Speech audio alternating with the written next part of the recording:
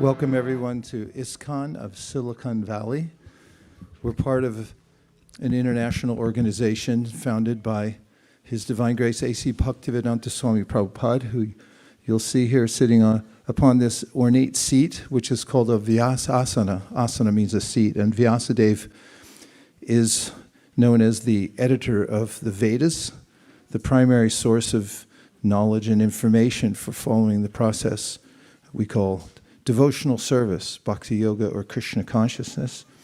And he came to America on the order of his spiritual master, who desired to see that the teachings of Bhagavad Gita and Srimad Bhagavatam be made available to everyone in the world.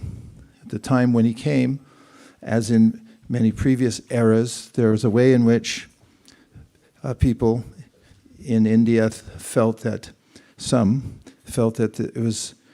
there was exclusivity in the teachings, that is, only a certain class could take them up. However, that's not in the teachings themselves. They're meant to be available to everyone because it's a universal process called Sanatana Dharma, which means it relates to the living entity, not to the body. The living entity is distinguished in the Bhagavad Gita, for instance, by Krishna, who says that a wise person views all living entities equal in one sense because he or she sees beyond the external covering of the body, whether one be human or animal, and notices that what's animating the body is a divine spark of the Supreme, and it's personal. It's not impersonal either, as God is also personal. And those who take up the process of Krishna consciousness, of course in this age, the main process was given by Sri Chaitanya Mahaprabhu, an avatar of Krishna who appeared 500 years ago, was to repeat the names of God, considering that God's name and God himself are the same. And by repeating the names of God, one would have divine contact with God directly. And when groups of people would come together and sing the names of God together, there would be a compounding effect. And those who do take up the process, because the touch of the divine name of God is so powerful, whatever condition one's in is purified and one becomes uplifted. Krishna talks about this in the Bhagavad Gita, where he says, Mam chayo vyabhicharena bhakti yogena sevate sagunan samatitaitan brahma bhuyaya kalpate. In any condition of life, if one takes up divine service to the Supreme, then one gradually will rise above the impurities of the material world, including identification with the material body. And Srila Prabhupada brought that message and he represented it. That is, when he wrote his literatures, he would mention that he was representing a tradition and that there was an authoritative source to what he was saying, based on the fact that the Vedas reveal themselves. There has to be a source of knowledge that we consider absolute in any knowledge system, otherwise you get infinite regress. And we present the Vedas as that, and he presented the Vedas as that ultimate source of knowledge. And so his outreach to the West, which of course includes a harrowing story, or the very typical story of the hero who goes off on a hero's journey with nothing and ends up being very successful in coming home to great acclaim. That story is fairly well known by many who have come in contact with Krishna consciousness and have studied the life story of Srila Prabhupada, as we call him. And it's a title, by the way, which Srila means something beautiful, and Prabhupada means the one who's able to bring more teachers into the line of Krishna consciousness. Some people teach independently, but those who are able to make teachers who can teach others, they're called Prabhupada. And When he came to America, he established centers. Of course, it's not so easy to establish a center, especially when you start with nothing, but it happened in New York, and then it came to San Francisco. Then there were various other places, New Mexico of all places, then Montreal. And then, of course, it went across the ocean. And George Harrison and the Beatles got involved. There was a hit record involved, chanting Hare Krishna, that caught on in a big way, both in Europe and in America. And one thing after another, as they say, one thing leads to another. There was an international movement. Before he left, he came to America in 1965, and he left the world in 1977 from a beautiful temple in Vrindavan that he had established. And he had, by that time, established at least 108 temples around the world and published around 80 books that had been distributed in the millions, multi-millions, all around the world. So his hero's journey was complete, of course, when he established this movement in America and then went back to India, and many greeted him there as a kind of hero who had brought the culture, the teachings of India, and introduced it in various places around the world, not the least of which were in Asia, like Japan, and all over Europe, Russia, which was not easy, and that's a story unto itself when he was able to somehow or other finagle a visa and go meet a professor there. But within that time, he met some seekers, or at least one, who wanted to know about Krishna consciousness. And Prabhupada spent the couple of days that he had there on his visa speaking to that person, who then became very dedicated to spreading Krishna consciousness in Russia. Every area where there is an enclave of Krishna consciousness, there is a story, or many stories, as there are here at our center. And I won't start down that path right now. But I just wanted to give a brief introduction. Today is a very special day because in India there's a large celebration going on, and we've advertised about this around Silicon Valley. In India, today is the Ram Mandir Pran Pratishtha, where a temple of Lord Ramchandra is being established in a place where it had been previously and then it wasn't, and I won't go into all the details, but now there's a temple there. That's the main thing. And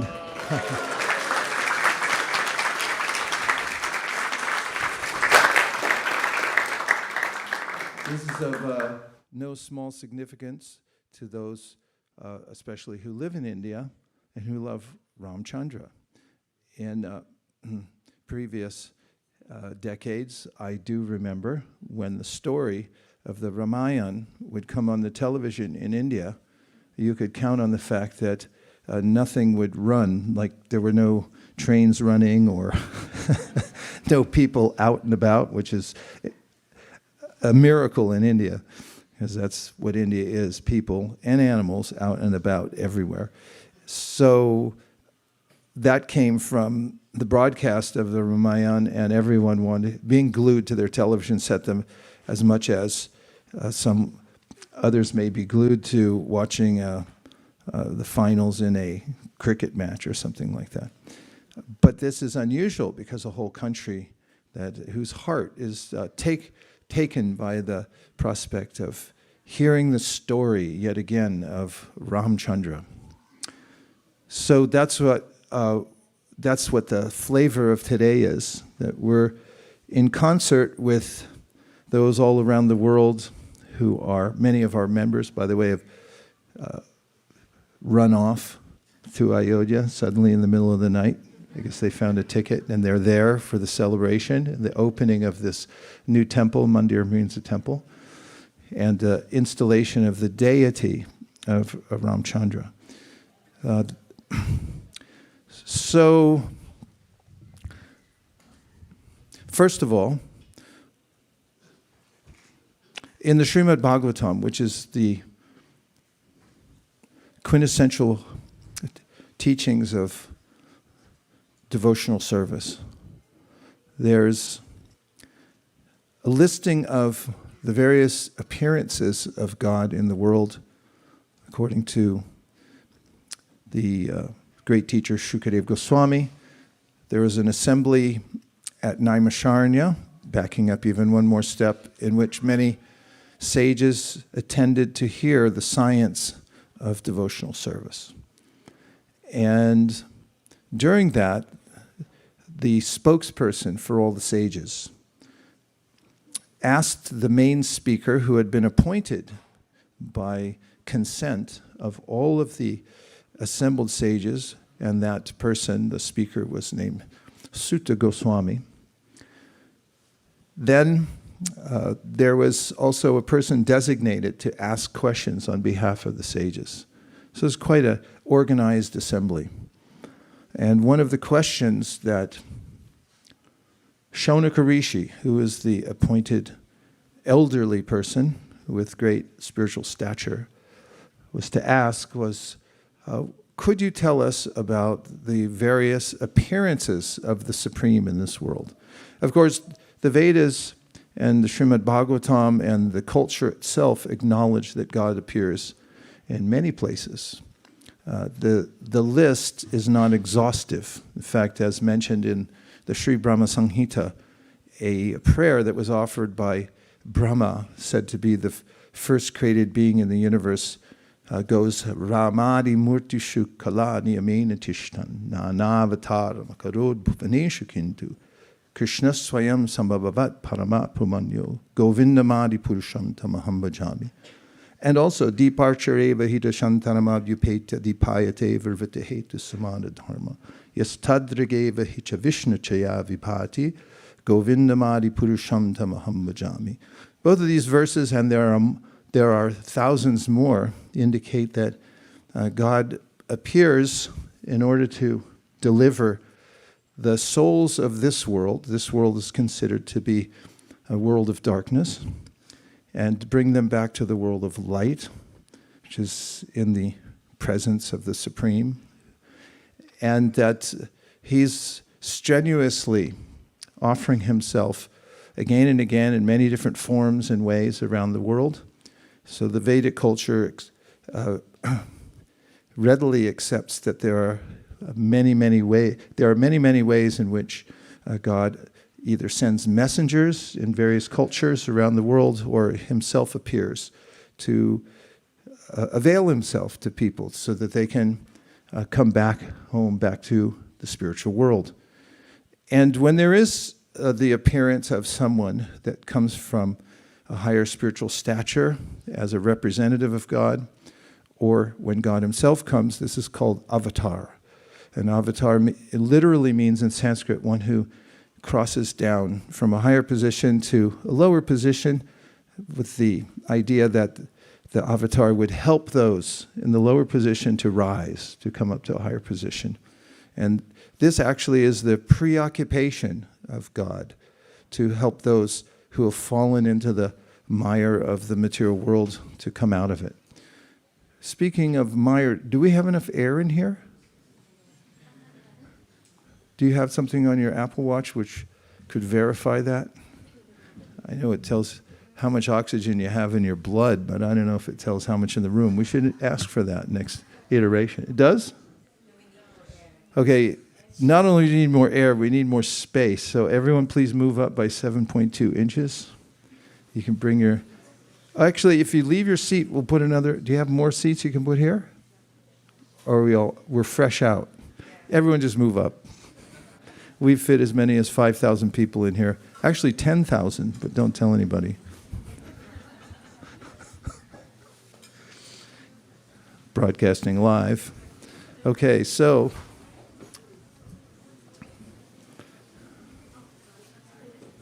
And also, what about the air? You're bringing some in?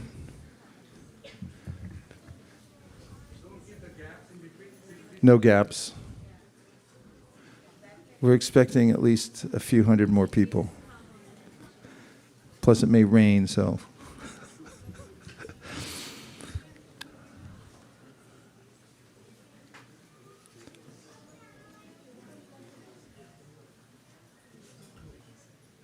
Hey, I feel air coming in.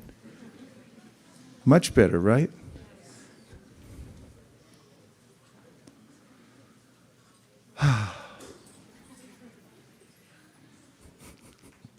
So,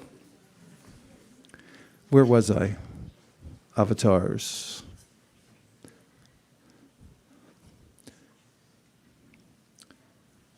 When God comes personally to the world, he does so for the benefit of everyone. One of the ideas of the Srimad Bhagavatam is that we're preoccupied with the material world, which even Plato described as a reflection. Cave dwellers who are watching their own shadows upon a wall. Outside is the real world of light. And we have the experience that everything in this world diminishes. We have experience that we die. In fact, Patanjali Muni in his treatise called the Yoga Sutras says that the deepest impression that every living being has in this world is that of death. We suppress it. Many psychologists have opined in the same way that most of the diversions that we find ourselves engaged in this world are, according to them, a way of forgetting the fact that we, at one point, have to leave this present body and move on somewhere else, even after having assumed many roles that seem to be permanent. We'll have to give them up at a certain point, even change bodies, maybe even change species as a soul. And the avatar comes to give us an alternative, to show us what the world of light looks like, of what real beauty is. Its beauty is unlimited variety and in transcendence.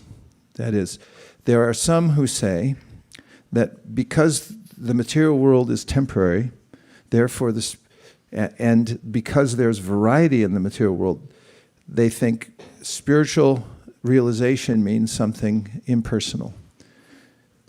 The opposite of variety is no variety, which means homogeneous oneness. And this is a fallacy.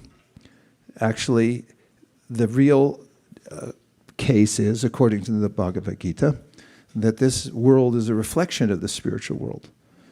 And therefore, not therefore, but also, we need variety, we need beauty to survive. The beauty of this world and the variety of this world, although we strain to take it all in, we end up disappointed because it moves on. We'd like it to stay. We'd like it to be enhanced on a regular basis, but it goes the opposite direction.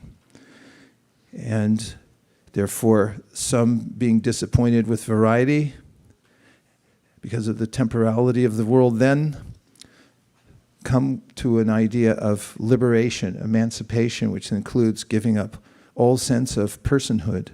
What to speak of the variety of the world and relationship, it never existed, it was only an illusion.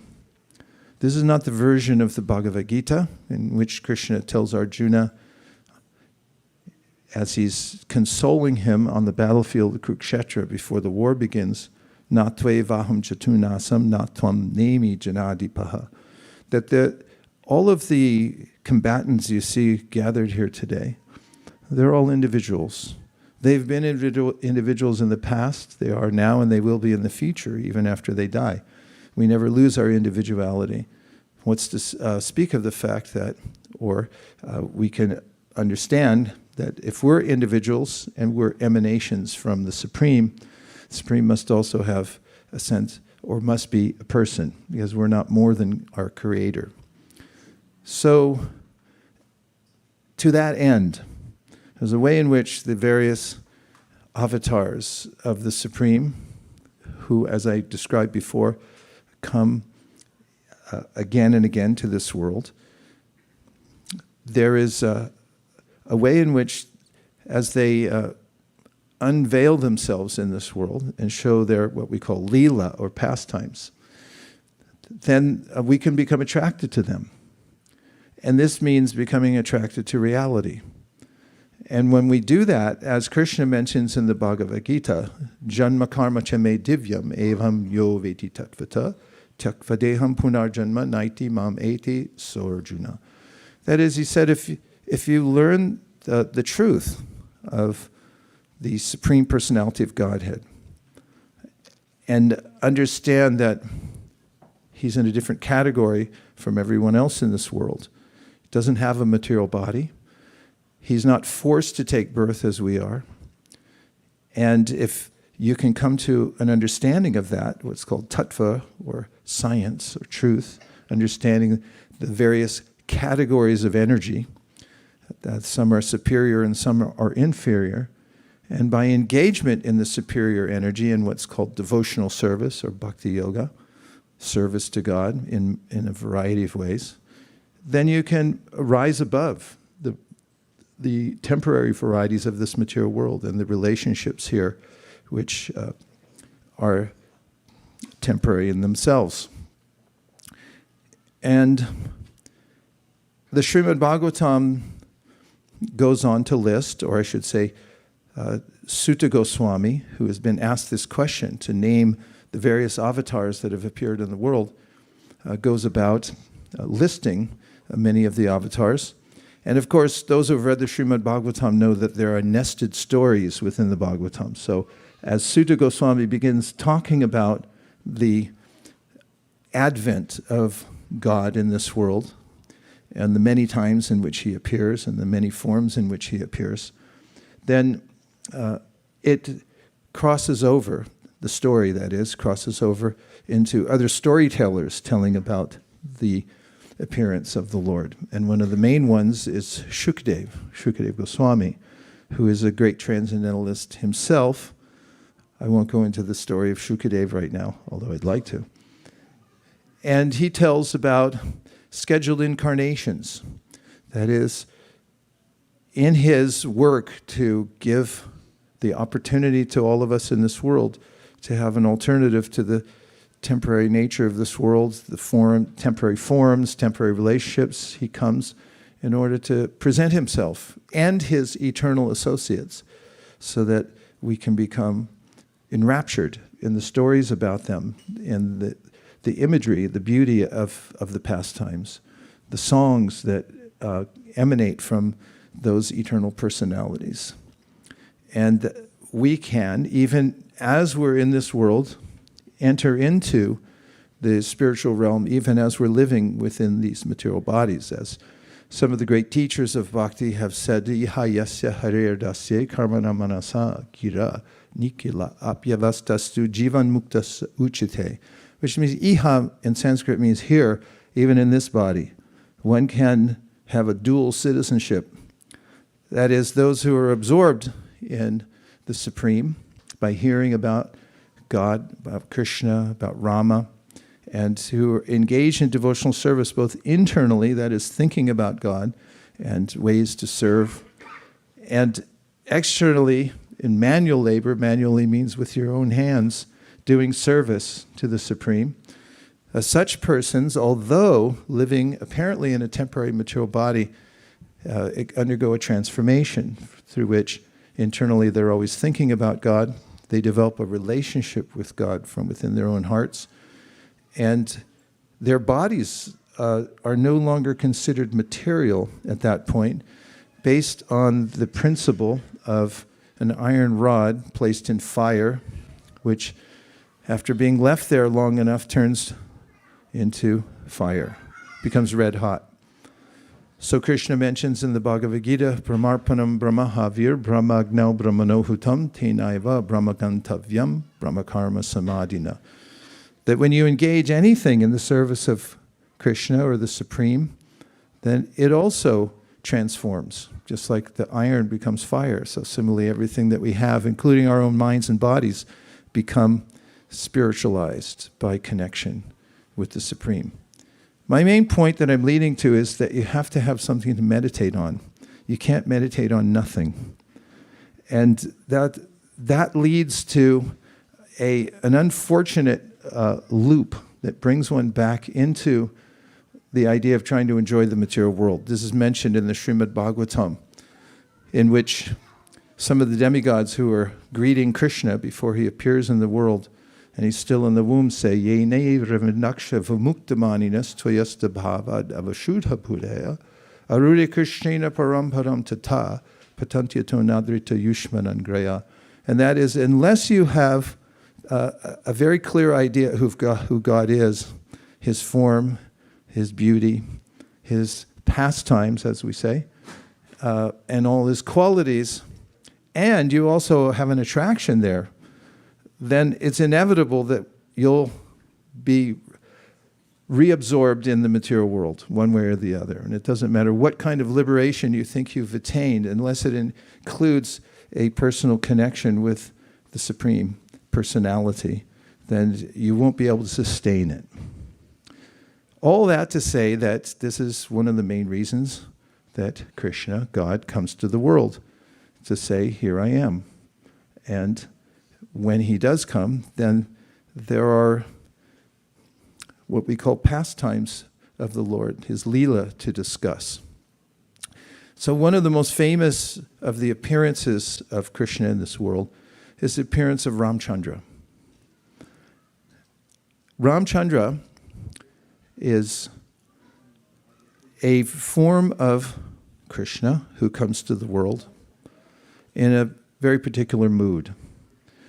First of all, he is in a royal setting, a little different from Krishna, who ends up in a village with cows and bare feet and a flute.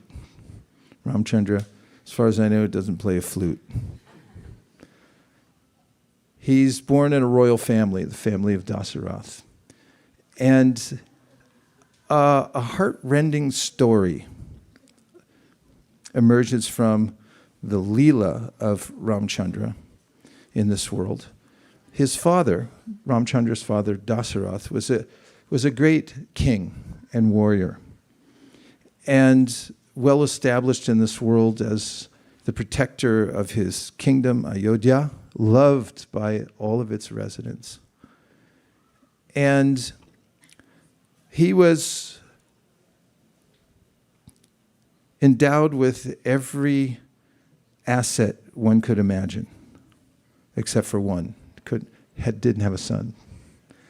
And that doesn't work well for kings, for a lot of other people too. They can't imagine living without having offspring and developing a family, or in king's case, a dynasty. And he prayed for offspring and was blessed by a sage to have offspring.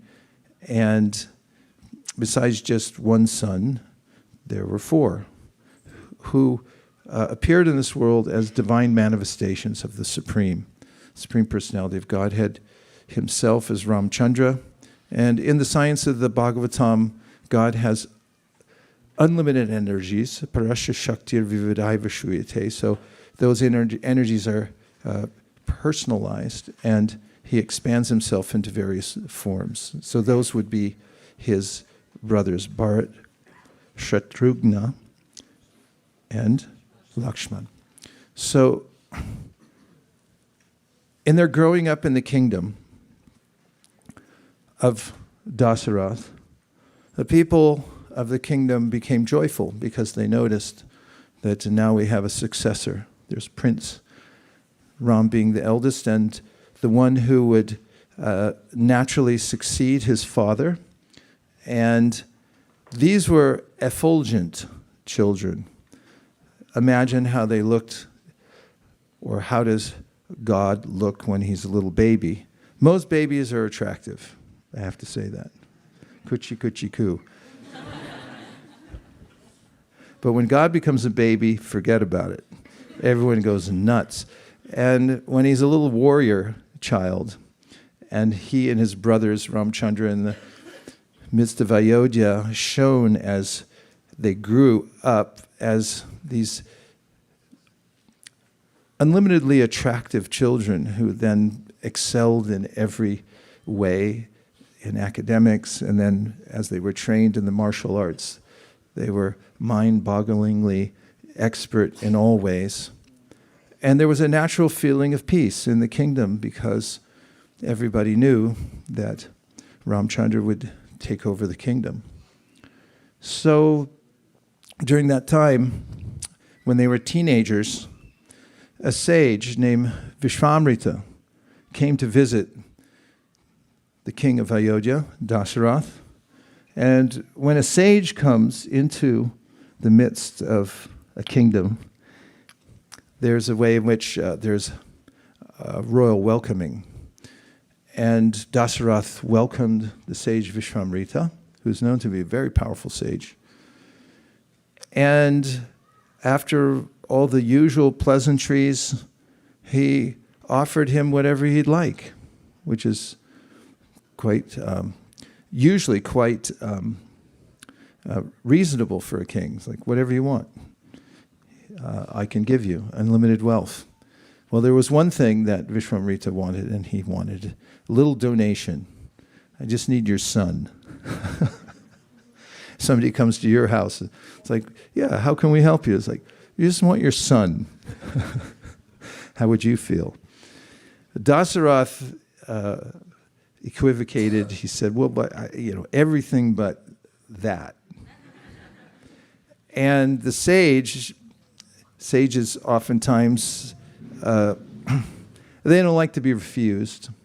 And the sage he was rankled by that idea that, I can give you anything else. In fact, I'll bring all my armies. Because the reason Vishvamrita had asked for his son, the inner reason was he had an idea that he was a manifestation of the Supreme. He also had a problem because wherever in the forest that he was performing his rituals, according to the Vedas, it was his duty to do, there was a person who was ruining those rituals by flying overhead and dropping foul substances, making loud noises, and so forth. Sounds familiar. So he needed a warrior to come and protect. Of course, he was powerful enough to do it himself as the sage that he was, but in the system of Varnashrama, there was a way in which everyone stayed in their lane, and Brahmanas did not get involved in martial affairs. So he needed these two boys, or at least he needed Ramchandra, and he asked for him. So the guru of the king, his name was Vaisesika, had said that on a sidebar, he called the king over before there was a disaster, that is Vishvamrita just walking out and saying, all right then, good luck, and then the whole kingdom would fall apart. There was a sidebar with Vaisesika, who called his client to the side, and he said, don't do this. Just give him what he wants. He said, I'll tell you inside secret, your son's not ordinary. See, it's hard for the father. Even in Krishna's Leela, the parents of God, they don't quite get it. They just love him.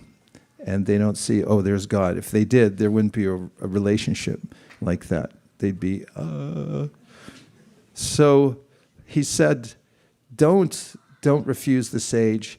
It's all for the good. It's all in the Leela. This is unfolding Leela. Just take it like that. For one reason or another, Dasarath accepted it, and he blessed that his son, and not only would Ram go, but Lakshman. They were inseparable. They always were together in growing up and in learning. And they went off. They defeated the demon. They came back. And everything was on course for Ram to take over the kingdom. In fact, minus thousands of details. There was a time at which Dasarath had decided that he should expedite anointing Ram as the king. And the people knew about it, and they had started to decorate the city. And they were planning, as Hanspriya does for these festivals, decorations, and there will be prasadam, right? Prasadam and music and everything, all the stages set up for the anointing of Ram. And the night before, there was some intrigue. One of the wives of Dasarath, named KK, who was also in a celebratory mood, was dissuaded from her support for Ram being anointed. Her son was named Bharat. Nonetheless, she considered Ram to be her own. It was such a tight-knit family. No usual politics at that time of who gets to take the throne, why you, why not my son, and so forth. But she had a maidservant who worked for her for many years, whose name was Mantra. And Mantra had this sense that if Ram becomes the king, then Kaikeyi would be neglected. And that meant that Mantra would be neglected. And it was one of those things where people have a little corner office somewhere, and they're just getting by, and it's just the salary they like, but not too much, not too little, but they're surviving. And then there's a sense that, oh, there's going to be a shakeup, and then I might lose everything. She was insecure. She became envious. So she brought all that envy to Kaikeyi and very expertly injected that sense of envy into her ear. And Kaikeyi flipped. That is, her mood flipped, and she became afraid of Ram being installed. And there's a way in which, in the story of the Ramayana, Dasarath owed Kaikeyi a couple of boons, because in younger years, she had saved him on the battlefield from being slain. And he said, I will give you boons. And you can take them now or later. She said later. So as fate would have it, Kaikeyi reminded her, Mantra reminded Kaikeyi that there are these boons, and here's how you should use them. Trade them in now, and tell Ram that, excuse me, thank you. Tell Dasarath, I need one of those earpieces. Somebody narrating the story. Tell Dasarath that it is not Ram to be installed, but it is my son Bharat. And secondly, tell Ram that he has to go to the forest. This was the ultimate kind of punishment for royalty, is to send them off to the forest where they'd be not seen by anyone, what to speak of the hardship of just living in the forest after growing up in a palace. And Dasarath was incredulous at hearing this. Oh, sure. Plenty of room. Just move forward. You can even take this out if you want. We could fit at least 10 people right here. Here, if there's any space in front of you, just move forward. No, even closer. Yeah, you want to move this? Take this out. I don't really need it.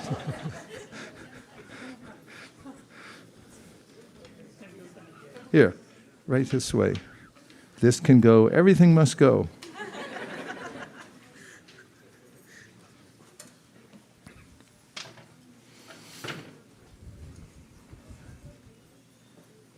Thank you, everyone, for joining us from various parts of Silicon Valley. Please come in, make yourselves as comfortable as possible. Just think of it as Kumbh Mela, and you'll feel fine.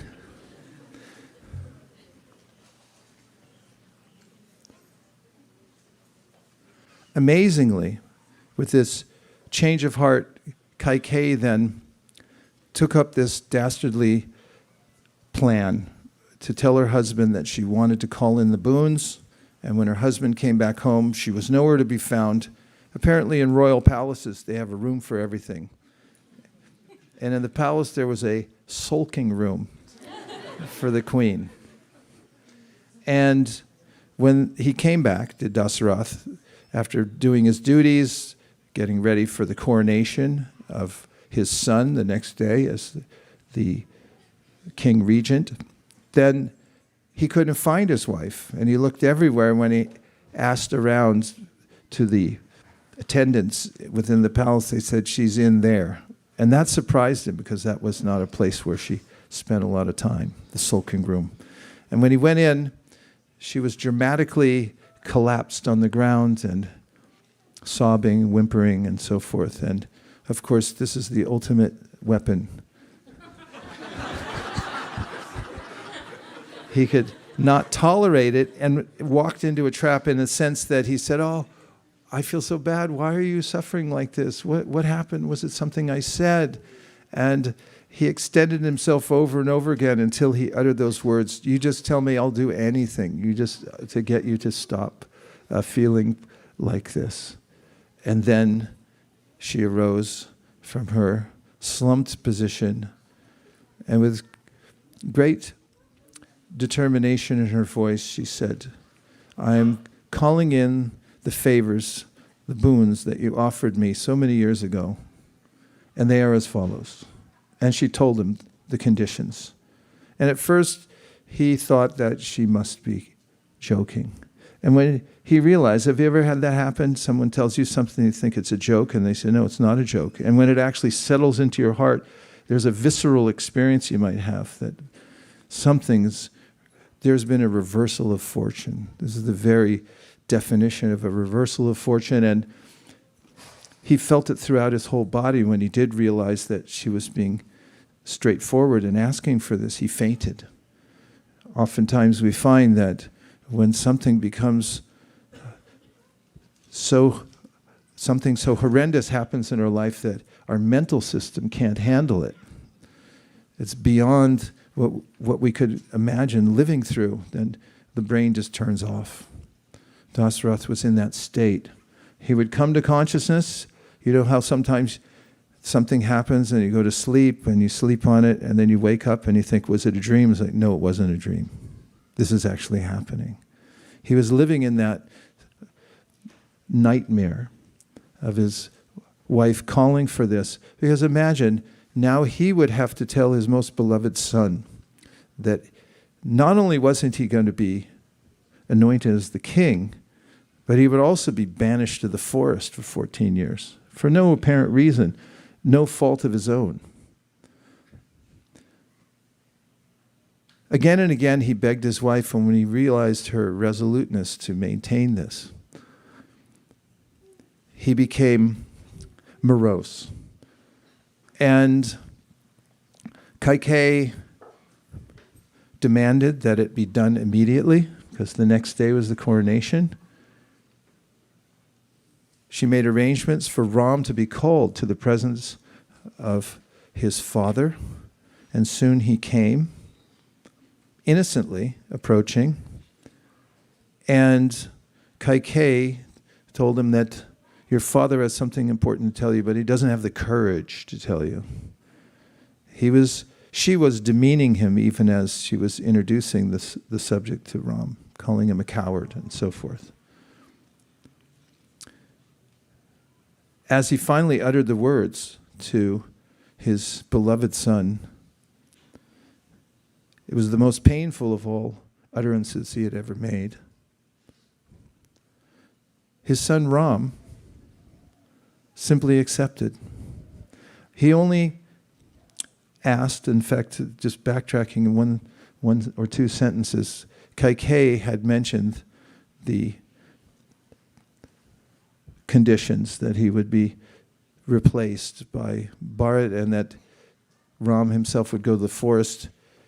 And the only disturbance he had in his mind is, that is Ram, why didn't my father tell me directly?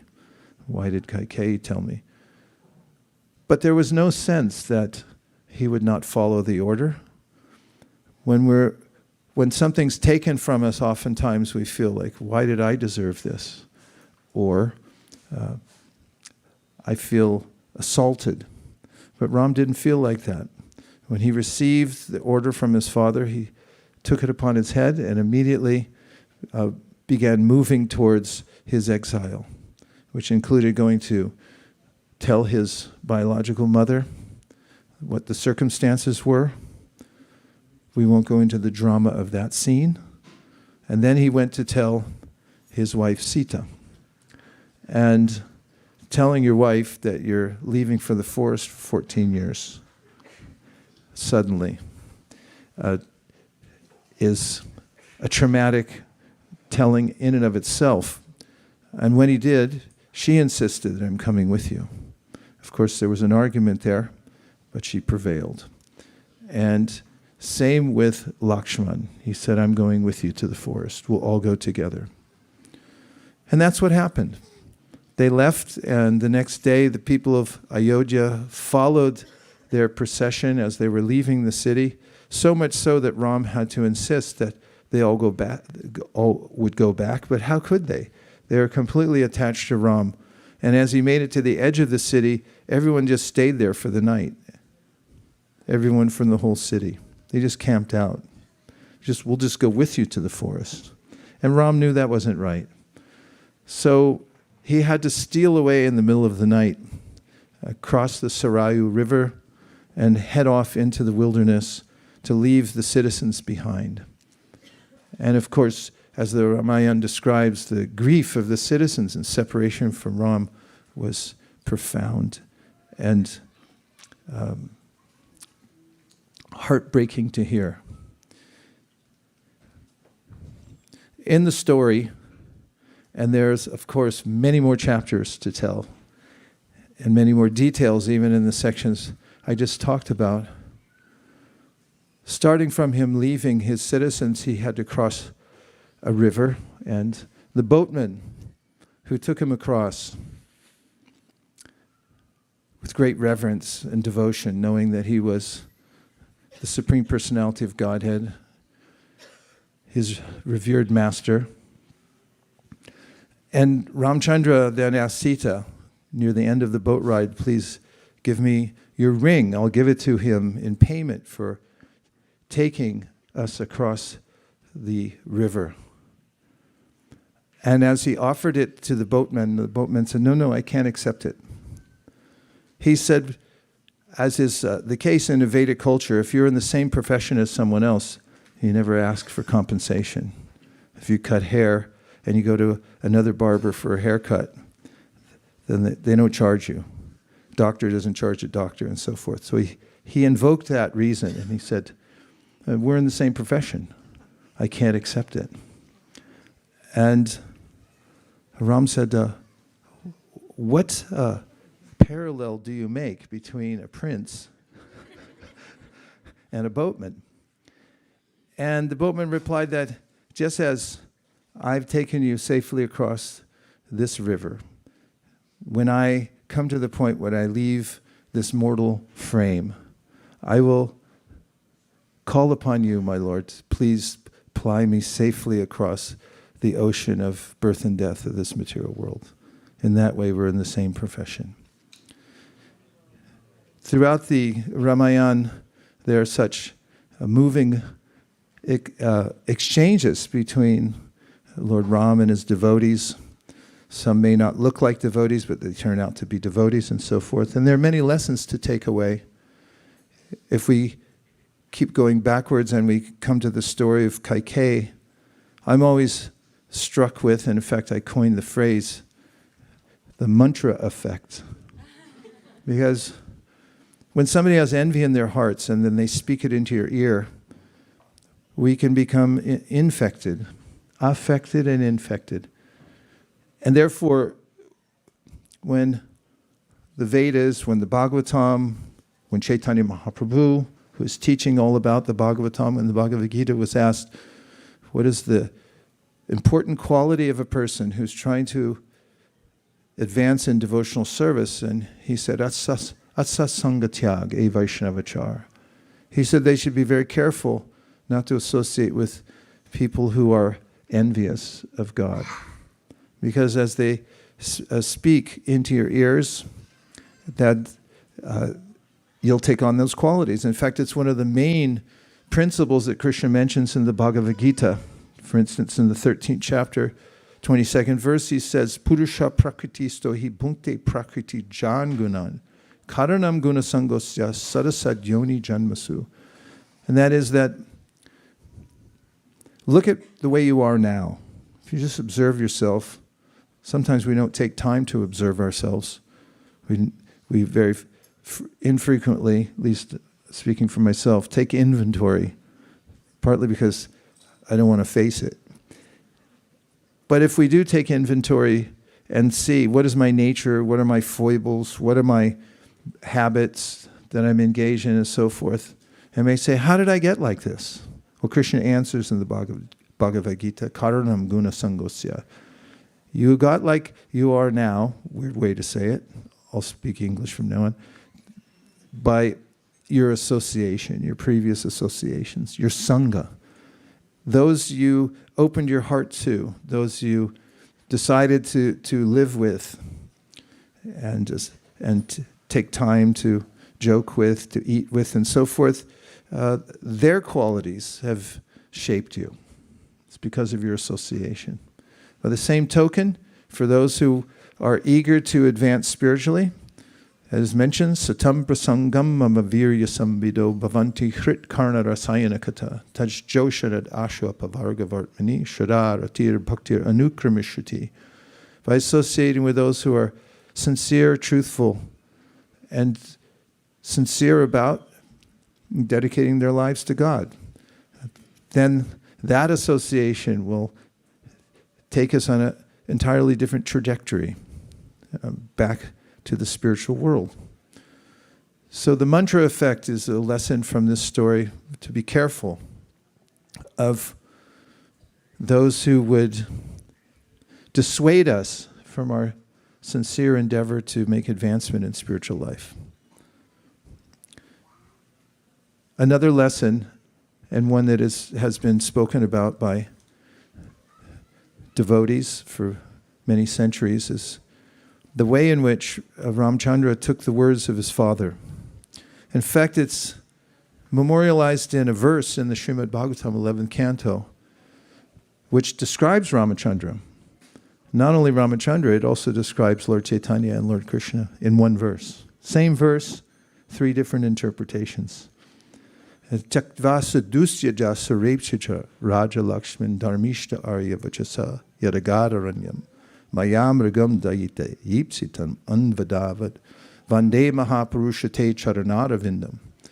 This verse, in relationship to Lord Ramchandra, describes how he left behind the goddess of fortune, because in the end of the story, which I won't go into right now, he and Sita, his eternal consort, are separated. He chooses his kingly dharma when separating himself from Sita, who goes to the forest to live with Valmiki, has twins from Ramchandra who are then raised by Valmiki. She enters back into the earth. And I said I wouldn't go into it, but I kind of did. And the verse says that the Supreme Personality of Godhead, although he has unlimited opulence himself, one of his opulences is renunciation, which means that he has the power, unlike most living beings, to detach himself even from the goddess of fortune. Everybody else wants the goddess of fortune to come live in their house, right? Only a few of you admit it, right? I bet if I go to your house, I'll find a little placard of Lakshmi Devi somewhere. Maybe even in your pocket here. So the second line says that Dharmishta Arya Vachasa Yadagad Aranyam. Aranya means the forest. And why did he go to the forest? Because of Arya Vachasa. Arya Vachasa means because of the authoritative words of his father. It was his dharma. His father said it. His father owed a debt. And he said, you have to go to the forest. So Ramchandra said, then that's what I'm going to do. And he just left. And in fact, all the leaders of Ayodhya then came back to the forest to find Ram, to convince him. They brought many of the pundits, the priests, everyone to come. They all had their own way of trying to convince Ram that you should come back. We could nullify this contract, no problem. But Ram wouldn't do it. He wouldn't budge. And this is a great lesson because most people, they'll try to wiggle out of something. It's like, well, they didn't really mean it. Besides, they're not here anymore. And so many ways in which I may do what's convenient. But that was not Ramchandra.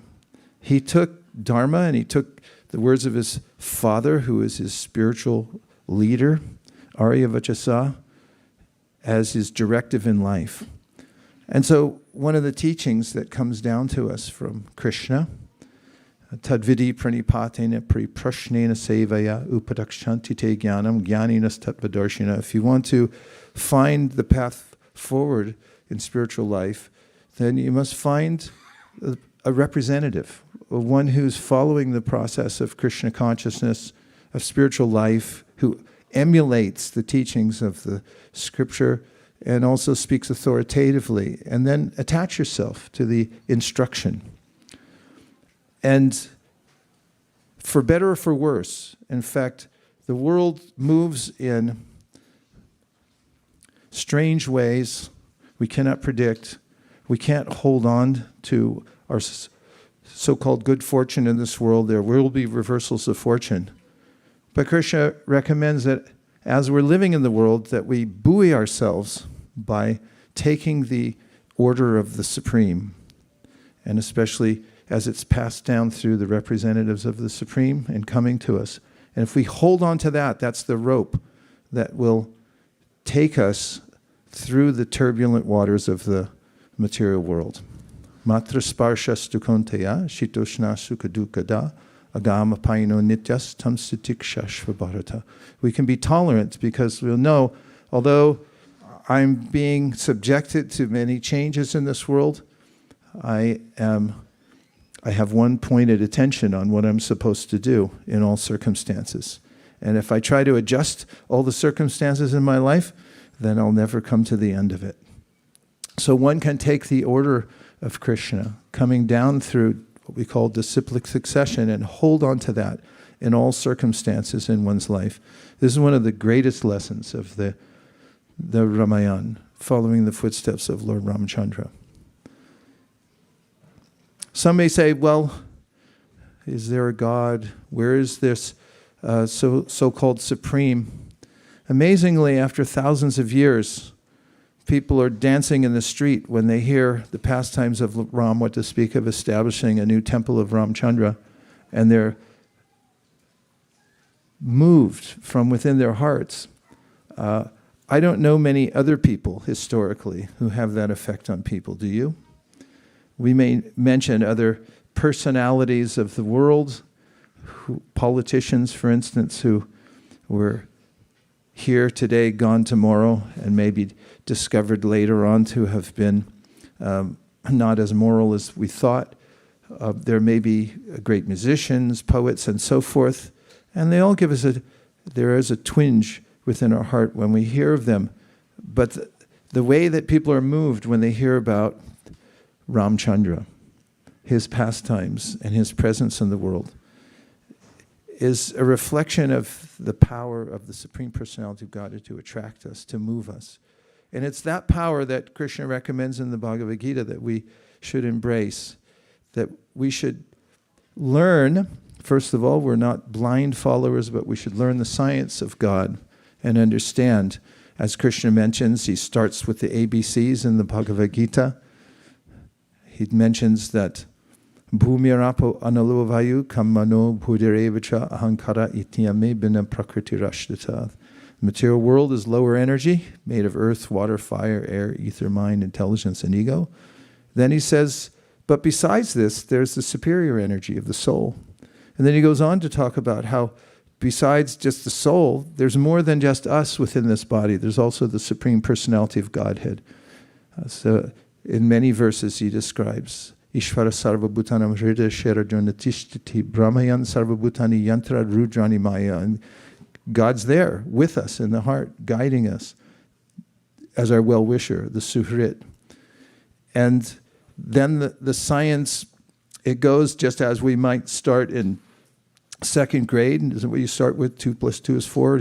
Nowadays, you probably start in preschool and calculus by the time you're in kindergarten. Is that the way it works? at least from in my generation. Probably started a little later. But in the science of God, there are gradations. As we start from the 2 plus 2, you're not your body. We're not part of this world. God's our best well-wisher. He's there within the heart. Then there's the idea that we actually have a relationship with the Supreme, but what is it? And how do we develop it? We develop it in the association of the devotees and by hearing, Shravanam, Kirtanam, and so forth. And then, as is described by the great teachers of Bhakti Yoga, there are stages that we'll reach by practicing devotional service. Adau shada tata sarasangata bhajana kriya tato narta nivriti sat tato nishta ruchistata, etc. These describe how in the beginning there will be an awakening of shraddha or faith. That's a sense that, wow, this seems like a good idea. I never thought about that before, but now it does seem like a good idea. And then from that, there's an eagerness to associate with like-minded people who are spiritual. That's called sadhu sangha. And from sadhu sangha comes bhajana kriya, when you say, okay, that's it. These guys are doing it, I'm doing it too. It's like, count me in. I'm going to follow this. And then after that, you have to swim across an ocean. It's called a nartandavritti, which means you have to come in contact with all your bad habits and all the disinclinations you've developed for practicing devotional service from bad association over many lifetimes. And then you may come to rest on the little island called Nishta, where you actually find bedrock in your practice of devotional service. And from there, ruchi, or real taste for devotional service, arises, and so forth. So when we have these days, the days when we can remember Ramchandra and his pastimes and celebrate the fact that he comes to this world and he gives us an opportunity to think of him, to sing songs about him and remember his names and so forth. What to speak of, go visit his temples, or if we're not in the vicinity of a temple, then we can create a temple in our homes and so forth. Then we can feel in any circumstance in this material world connected with him. So one of the main ways to do this is by the process, as I mentioned at the outset, of what's called Sankirtan, or the group singing of the names of God.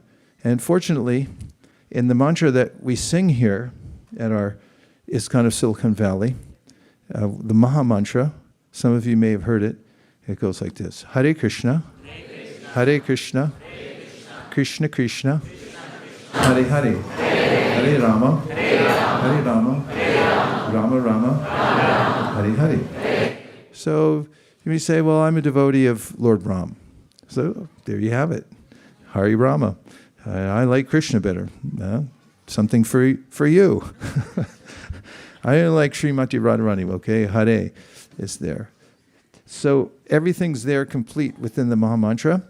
And even on Ramchandra's appearance day, the main mantra that our Acharya, the leader of our organization, would ask us to sing is the Hare Krishna Maha Mantra. So since it's a day of celebration for the Ram Mandir Pran Pratishta, would you all like to sing the Maha Mantra together? Yes. That does it. We're going to do it.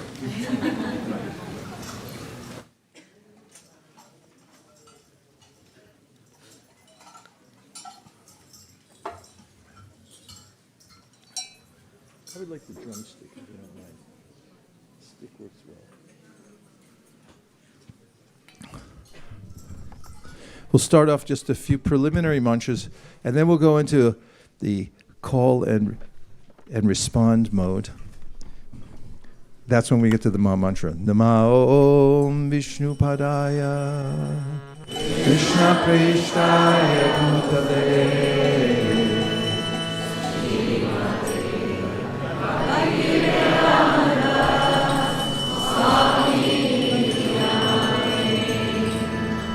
Namaste Saraswati Gauravani Prachare Nirvishesha Shunyavadi Ashtadevashrami Shri Krishna Chaitanya Prabhu Nityananda Shri Advaita Gadadhara Srivasadi. And for those of you who are new, who just came here, all this Sanskrit we just sang, first of all, was a mantra of respect for our founder Acharya Srila Prabhupada, telling his mission. It's like our mission statement. We say it over and over again. Paschatya Deshatarani. He came here to give an opportunity to give this to people in the Western countries. And that he's in a line of teachers, and his teacher was Srila Bhaktisiddhanta Saraswati Thakur. And in the next mantra that we sang, on the next screen, I mentioned Sri Chaitanya Mahaprabhu. So this mantra is offered to Sri Krishna Chaitanya, who's Krishna himself, who appears as a devotee to teach the process of devotional service. Prabhu Nityananda, who's his first expansion. I'm using terminology that probably sounds like jargon, but what can I do right now? We only have a few minutes left. Sri Advaita Gadadhara Srivasadi Gaura Bhaktavrinda means that God comes with his various associates to spread this. And now to the Hare Krishna Maha Mantra.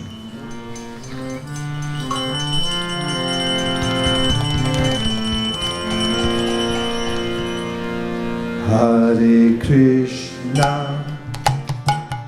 Hare Krishna, Krishna Krishna, Hare Hare, Hare Rama, Hare Rama, Rama Rama, Hare Hare.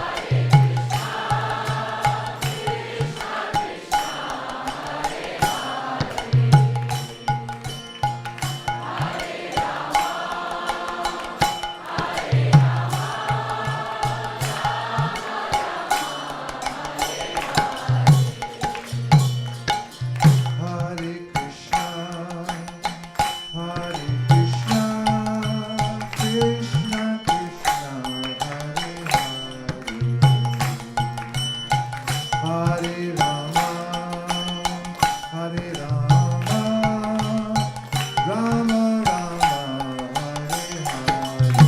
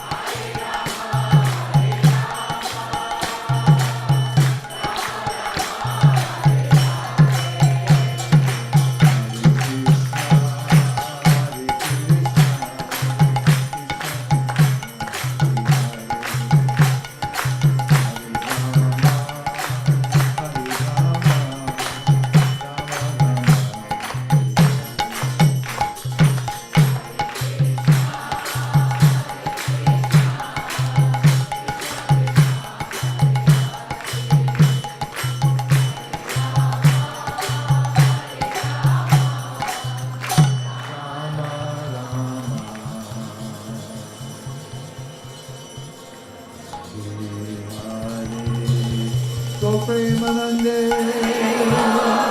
Nitai Gaura Hari Bo Hari Bo Nitai Gaura Hari Bo.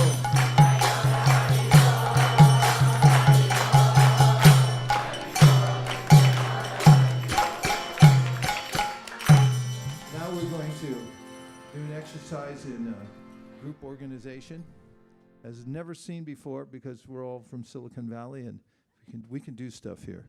So we're going to pick up all the asanas and move them back neatly under that poster of the monthly Sankirtan Festival. We're going to roll up this rug faster than you've ever seen it rolled up before. Move all the microphones.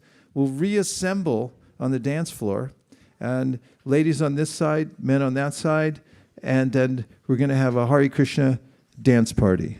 Are you ready? Only a few of you are ready, I can see that. All right, let's go. Thank you very much, everyone. Yes. One thing.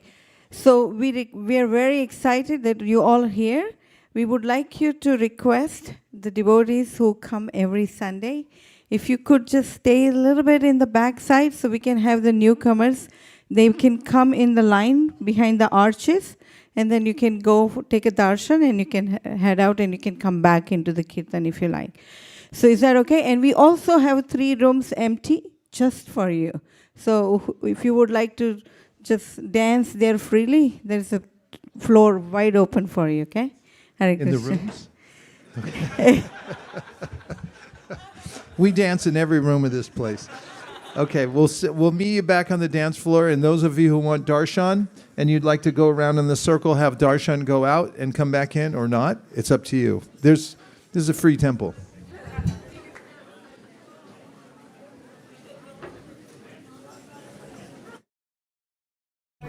Jai!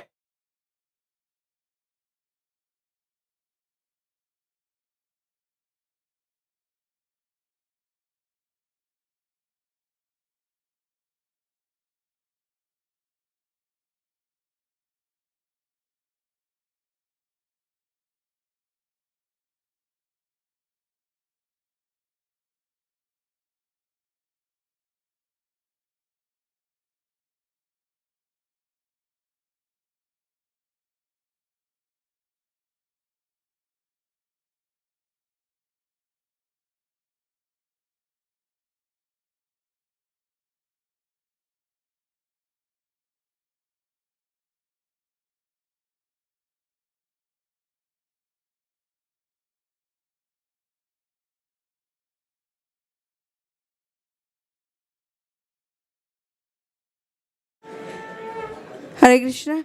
That white Tesla 1MDRMS is getting turned. It's an I. It says Jai Dadi Ki or something. Hare Krishna. Also, we have a blue Chevy Volt car blocking the parking lot. They park like half onto the parking, but it's blocking the gate, the main gate. So please move that car. Otherwise, we'll have problem, getting the cars inside. Okay, Hare Krishna.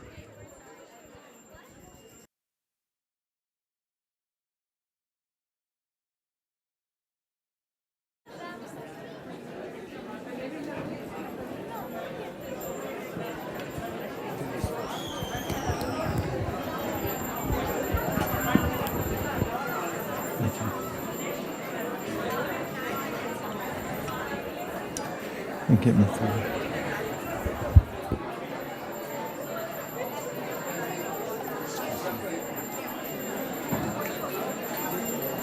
We'll do the within, without.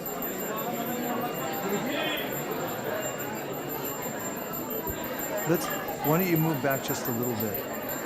Move back, just a tad.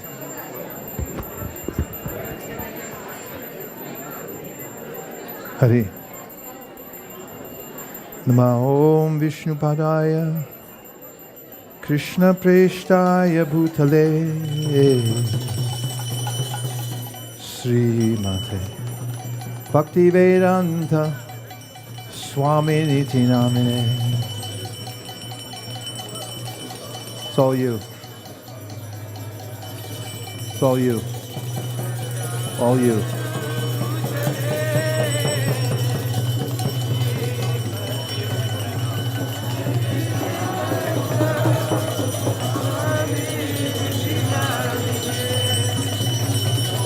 Namaste Saraswate Deve Gauravani Pracharine Nirvishesha Shunyavadi Paschatya Deshatarine.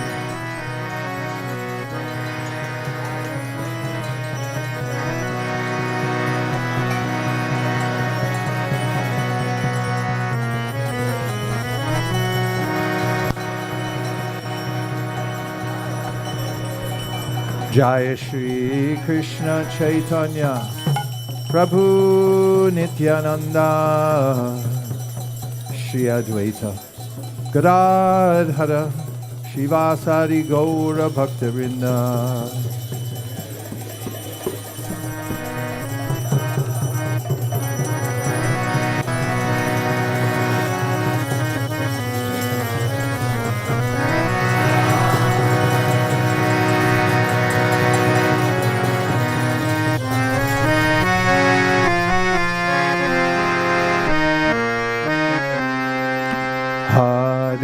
Krishna,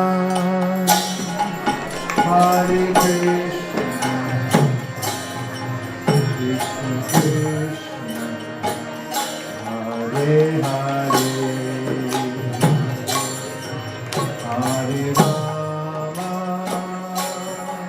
Hare Rama, Rama Rama, Hare Hare.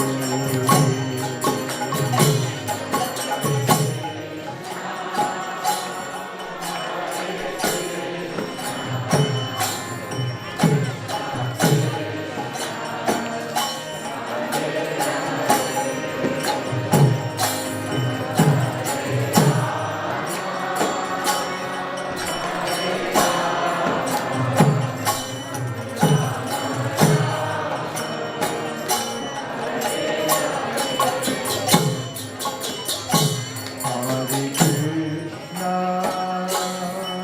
Hare Krishna, Krishna Krishna, Hare Hare, Hare Rama, Hare Rama,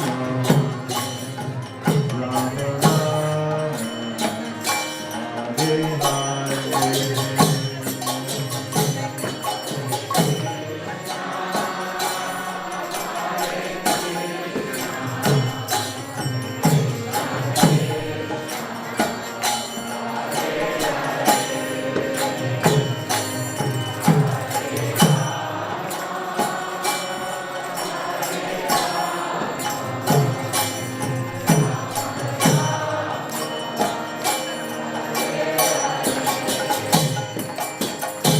Hare Krishna, Hare Krishna, Krishna Krishna, Hare Hare, Hare Rama, Hare Rama, Rama Rama, Hare Hare.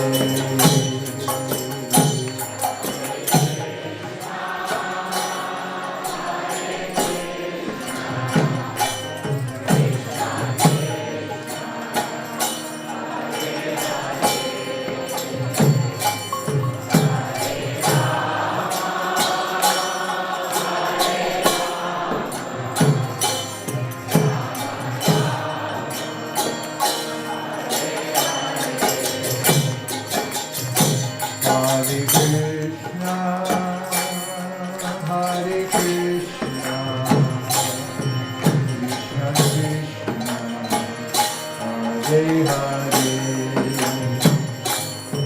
Hare Rama, Hare Rama, Rama Rama, Hare Hare.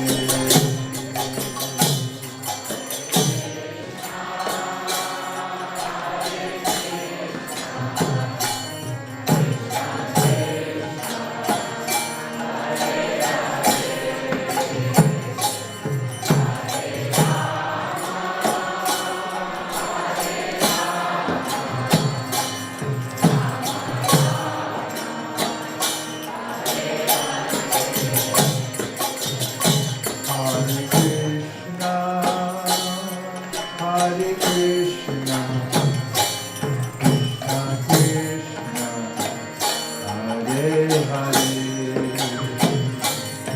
Hare Rama, Hare Rama, Rama Rama, Hare Hare.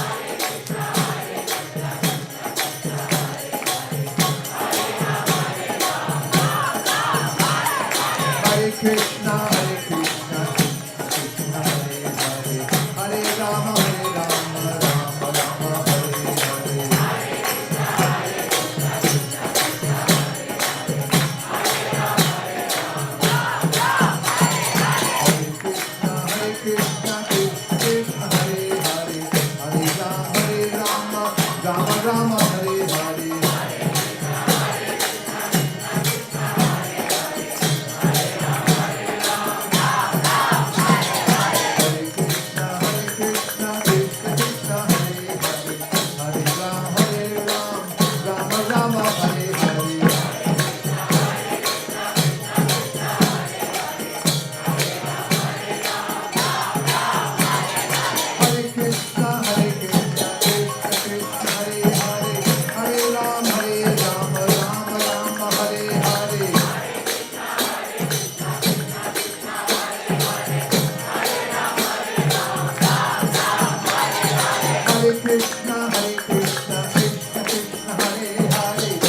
Hare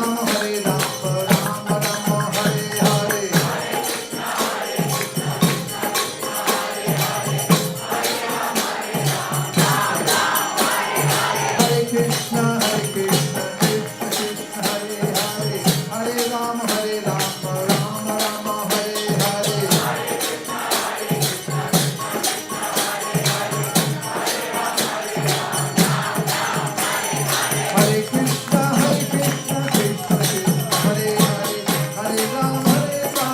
Hare Krishna, Hare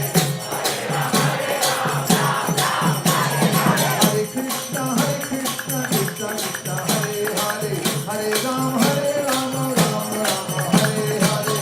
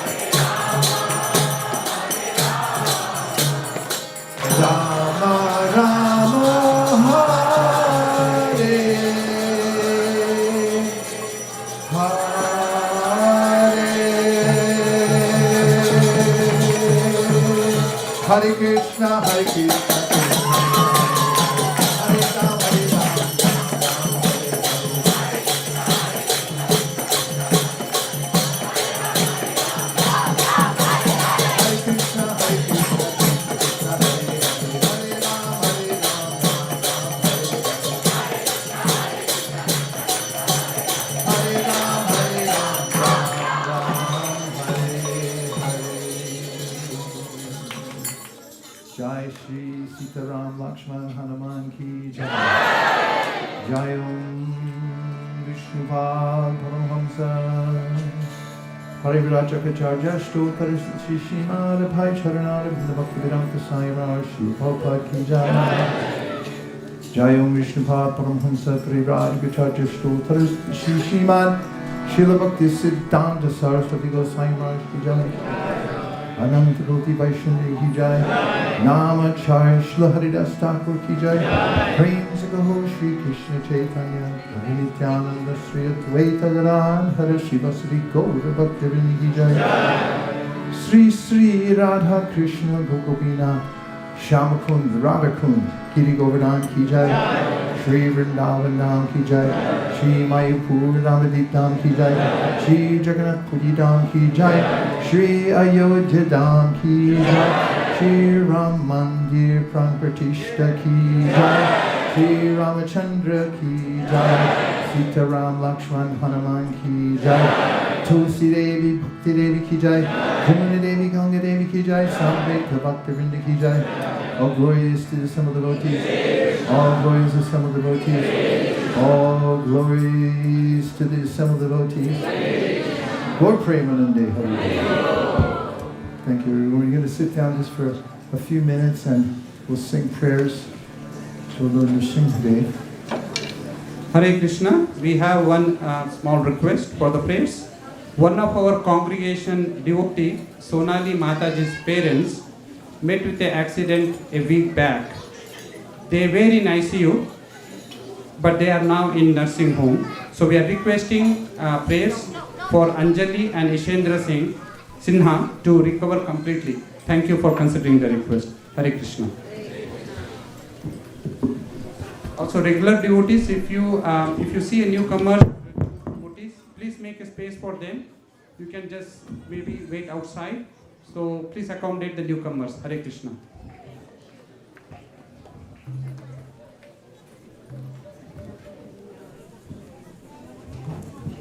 Namaste Narashinhaya.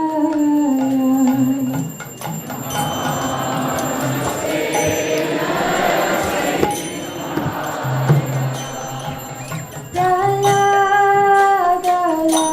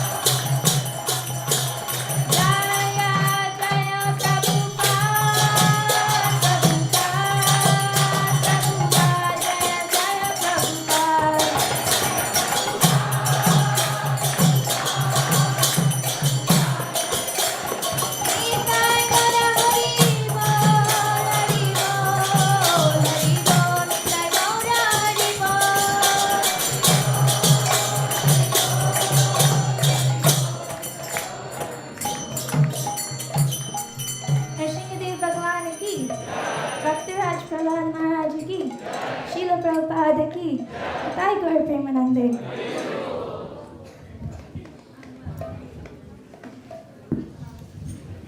Welcome to ISKCON of Silicon Valley. We are very glad to see so many new faces today here for the wonderful occasion of the Prana Pratishtha of Sri Ramji in Ayodhya. And we're so glad to have you here today. We'd like to thank His Grace Vaisesika Prabhu for giving such a wonderful class on the glories of Sri Ramchandra. We also thank Prabhu for leading the wonderful Gaur Aarti. We just have a few announcements before we have prasadam and the following programs. So first, we'd like to thank all the newcomers here for the first time. If you're new to ISV or you're visiting this temple for the first time, please quickly raise your hand. Oh wow, so many newcomers. Any Matajis? Any newcomers? Thank you so much for coming. So for all our newcomers, we'll chant together.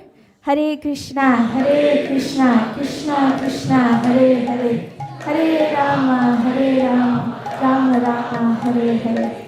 We'd like to see you here more often. And if you have any questions or you have anything that you'd like to clarify, myself, Hanspriya Mataji here, and Sri Gopal Prabhu would be very glad to help you. So thank you for coming, and we'd also like to thank the online audience who participates and the broadcast team that makes this possible. Very well.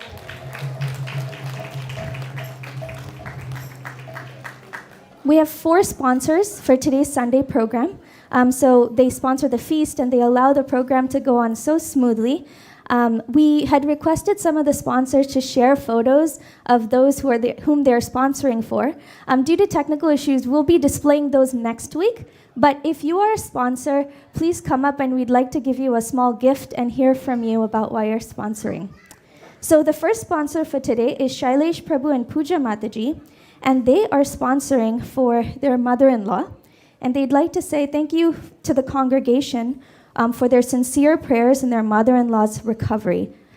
Shailesh Prabhu and Pooja, are you here?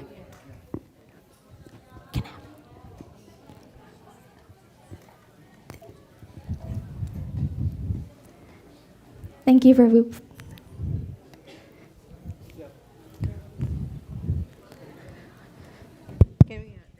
Hare Krishna. Yeah, thank you, ISV congregation and everyone here. Last year, for your prayers for my mother-in-law's recovery from cancer. She's out of it and fit and fine and recovering.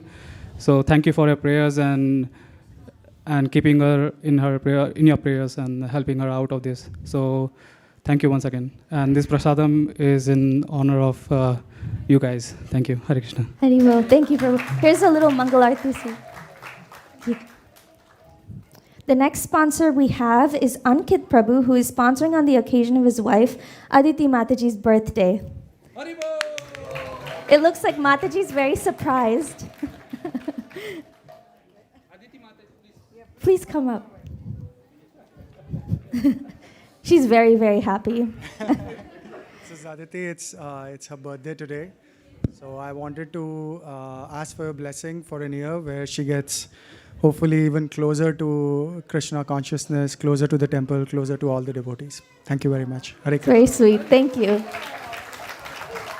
If I can make just one correction, I already feel very close to the ISV family. So thank you, everybody, for your blessings. I'm so blessed to be part of this community. This is the biggest birthday gift ever, that 3 years into ISV, I'm here every Sunday, and you all have enriched my lives in so many ways. So thank you, and Hare Krishna. Thank you so much. Here's a little bit. Hari Bol. That's a very sweet birthday gift. Now, Amal Prabhu is sponsoring in the memory of his father, His Grace Ram Lakshman Prabhu. Amal Prabhu, are you here? See, today we're very fortunate to hear from all our sponsors. Hare Krishna. My late father, Ram Lakshman Das, benefited immensely from association of ISKCON Mumbai. And I feel pretty privileged to donate on his behalf. Hare Krishna. Thank you so much. Here you go. Thank you. Our last but not least, the sponsor is Akash Sharma, who is sponsoring in the memory of his loving Mamaji, who left his body recently. Akash Sharma, are you here? Well, thank you for sponsoring the feast, and we will give the prasadam to him. All right. Okay, go ahead. Yeah. Hare Krishna. I just got a text as we speak. To celebrate Lord's Ram homecoming, Vishakha would like to sponsor, Vishakha Mahajan, Prahlad's mom, would like to sponsor today's feast. So Jai Shri Ram. Jai Shri Ram. Thank you, Vishakha. She didn't want it to be called up in front, but we appreciate. Vishakha Mahajan. That was you. So this Vishakha must come in the front. We are very privileged to have you, Vishakha, today. And we are grateful to Lord Ram to bring you also. She just came back from a very long tour in India. And she's the wife of Sundarananda Prabhu and Sadhu Vrindavan and Vraja. So we are very happy to have them. Hare Krishna. Haribol. All right. Well, without further ado, we'll proceed to prasadam. After prasadam prayers, prasadam will be served outside in the parking lot. We'll have two lines. The right side line is if you want custom amounts of prasadam. Oh, you okay? Yeah. So before we go to prasadam, we have the next event at ISV that's coming up. Any guesses? The first Harinam of 2024. That's going to be on Friday of 26th at the intersection of Emerson and University Avenue in Palo Alto. It's an open-air theater. So please do join for the first Harinam of 2024. Okay? We hope to see you all there. Yes? Haribol. Okay, now logistic about the prasadam. The line is going to form from this door. You see the exit sign here? So you'll form the line and it goes inside the room. And then you take the prasadam and you can come back and sit in lines, in row of, not in circles, but just in rows so that we can accommodate many devotees for honoring prasad. Hare Krishna. Unto you. Please come take prasadam. Hare Krishna. Oh, we have the cooks to be announced. Am I right? You should. Hare Krishna. So today is the ISKCON feast cooked by the following devotees. So the head cook was Ananda Mataji, who were assisted by Gopi Priya Mataji, Vaishnavi Mataji, Sukadama Mataji, Shama Karuna Mataji, and who was assisted by some Prabhus, whose names are Sri Ram Prabhu, Divyananda Prabhu, Shyama Bhakta Prabhu, Hitesh Prabhu, Sachinanda Krishna Prabhu, and Govind Charan Prabhu. Thank you, Hare Krishna. All right, Hare Krishna. We will have 7 o'clock Kirtan. It's a youth jam Kirtan. So please do stay back and attend.